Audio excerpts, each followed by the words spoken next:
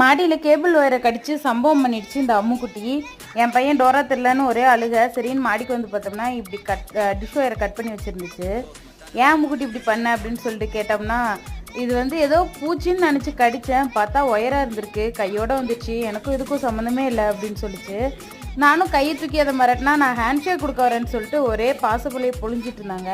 அம்முக்குட்டி ரொம்ப சின்ன பிள்ளை, அதனால வந்து துணியை கடிக்கிறது ஒயரை கடிக்கிறதுன்னு ஒரே விளையாட்டு தான். மாடியில் வச்சுருக்க தொட்டி எல்லாத்தையும் வேற நிறைய கடிச்சு வச்சுச்சு.